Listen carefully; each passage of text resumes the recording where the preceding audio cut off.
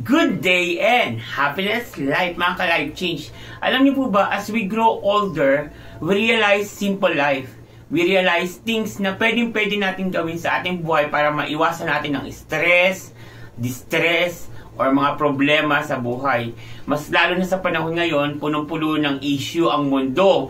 Katulad sa Pilipinas, masyadong mainit ang politika, masyadong mainit ang korupsyon, masyadong mainit yung tinatawag natin na mga pagbabago na hindi inaasahan ng mga taong bayan. Pero alam niyo po ba, sa kagaya nating mga simpleng mamamayan, ordinaryong mamamayan, ano po ba ang dapat nating gawin? Yes, aware po tayo sa mga nangyayari sa ating kapaligiran. Pero isipin mo yung gagawin mong reaction. Makatutulong ba ito sa pamumuhay mo? Kasi mas naniniwala po ako sa simpleng ganitong sitwasyon. Mas masarap mabuhay kapag ikaw ay mayroong bahay, may maayos na pamumuhay, at mayroong kang tinatawag na katahimikan sa buhay. Okay? So, para ma-avoid mo yung mga tinatawag natin na laganap na gulo na magbibigay lang sa'yo ng pangit na impresyon sa pamumuhay. So kung ikaw ay may sariling bahay, meron kang location na kung saan magagawa mo yung mga gusto mo without other rules. Kasi bahay mo yan. So sarili mong pamamahay, may sarili ka rules.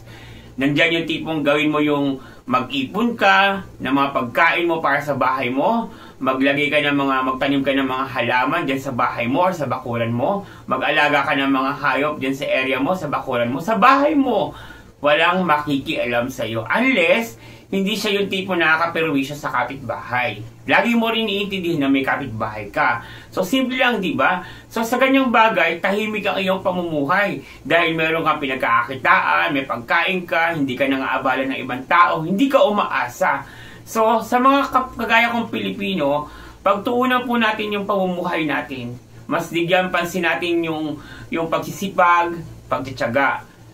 I-avoid mo na yung mga issue niya kasi nangyayari talaga yan. Sabi nga man will be worse at the end times.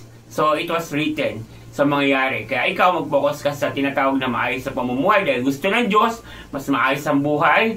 Mayroon kang peace of mind, peace of joy in your heart, mayroon kang joy in your heart, at magkakaroon ka ng tinatawag na blissful life.